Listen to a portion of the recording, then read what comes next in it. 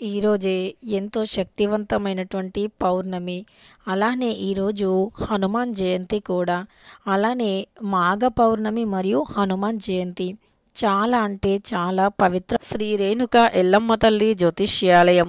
ముఖము హస్తము రేఖలు చూసి జ్యోతిష్యం చెప్పబడును. ఎటువంటి సమస్యలు అయినా ఫోన్ ఆన్లైన్ ద్వారా జ్యోతిష్యం చెప్పబడును. వ్యాపారము, చదువు, ఉద్యోగము, సంతానము, విదేశీ ప్రయాణం, ప్రమోషన్, రాజకీయం, కోర్టు కేసులు, ప్రేమ, భార్యాభర్తల మధ్య సమస్యలు, కుటుంబ ఆరోగ్య సమస్యలు ఉన్న ముఖము చూసి జ్యోతిష్యం చెప్పబడును. దానికి పరిష్కారం చెప్పబడును. నమ్మకంతో గురువు గారిని ఒక్కసారి సంప్రదించండి.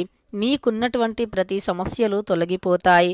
ఇక వీరి యొక్క కాంటాక్ట్ నెంబర్ వచ్చి 9014105443. మైనటువంటి రోజు కనుక ఈరోజు రాత్రి 12 గంటలలోపు ఉప్పుతో ఈ పరిహారాన్ని చేస్తే చాలు. కోట్ల అప్పులు అయినా సరే ఖచ్చితంగా తొలగిపోయి కోరుకున్నంత ఐశ్వర్యమైతే వస్తుంది. ఉప్పు అనేది చాలా పవిత్రమైనటువంటిది. ముఖ్యంగా పౌర్ణమి రోజుల్లో ఉప్పుతో చేసేటటువంటి పరిహారాలు మన సంపదను ఖచ్చితంగా పెంచుతాయి. మన అదృష్టాన్ని కూడా పెంచుతాయి. ఆర్థికంగా మనం ఎదుర్కొంటున్నటువంటి కష్టాలు సైతం తొలగిపోతాయి. ఘోరమైనటువంటి దృష్టి దోషాలు అయినా, దుష్టశక్తుల ప్రభావాలు అయినా తొలగిపోతాయి. అలానే ఉప్పుకి చాలా శక్తి అనేది ఉంటుంది.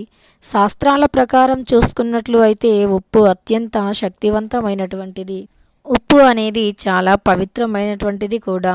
అయితే ఇలా పవిత్రమైనటువంటి ఈ ఉప్పుతో ఈ పరిహారాలు చేస్తే ఖచ్చితంగా అప్పుల బాధలు తొలగిపోతాయి. ఆర్థిక సమస్యలు తొలగిపోతాయి. ఆర్థిక కష్టాలు సైతం తొలగిపోతాయి.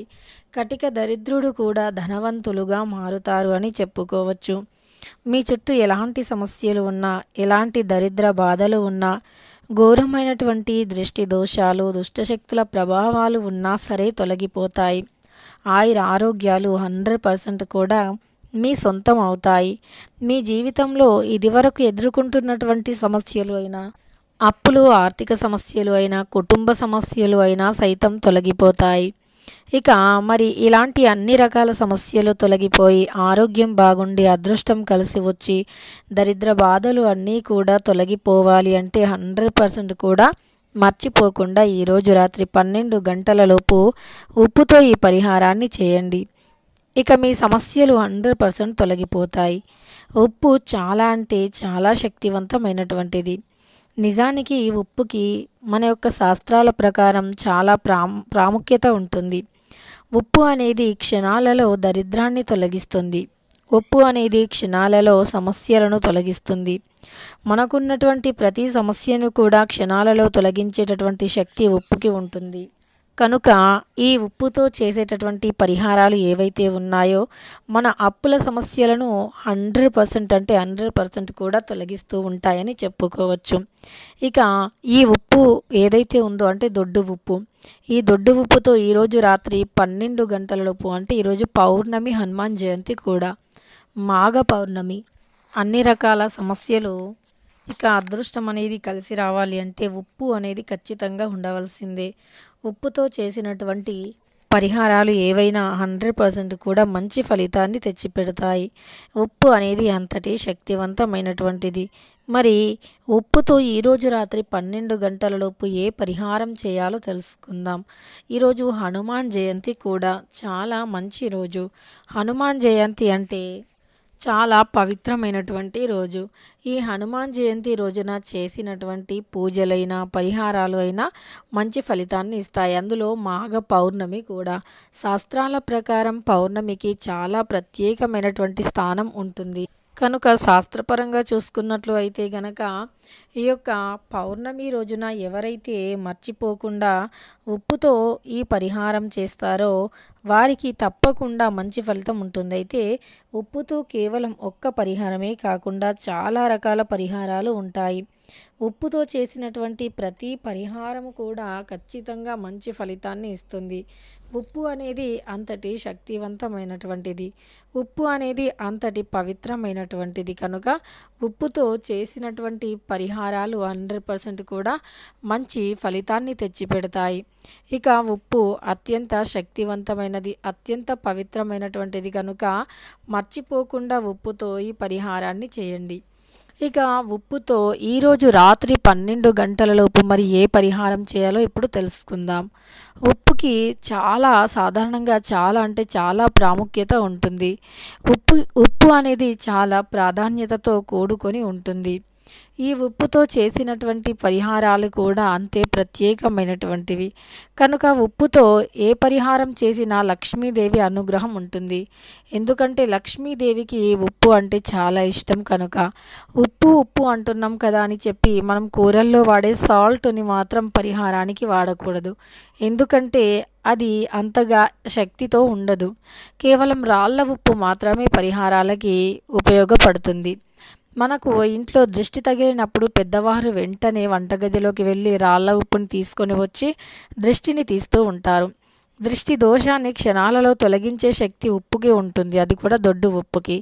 దొడ్డు ఉప్పు అంటే లక్ష్మీదేవికి చాలా ఇష్టం కనుక ఇక దొడ్డు ఉప్పు అంటే లక్ష్మీదేవికి ఇష్టం కాబట్టి అమ్మవారికి ఇష్టమైనటువంటి దొడ్డు ఉప్పు ఇంట్లో ఉంటే గనక అమ్మవారు ఇంట్లో ఉంటుంది కనుక దొడ్డు ఉప్పుని ఖచ్చితంగా ఎప్పుడూ కూడా ఇంట్లో ఉండేలాగా చూసుకోవాలి.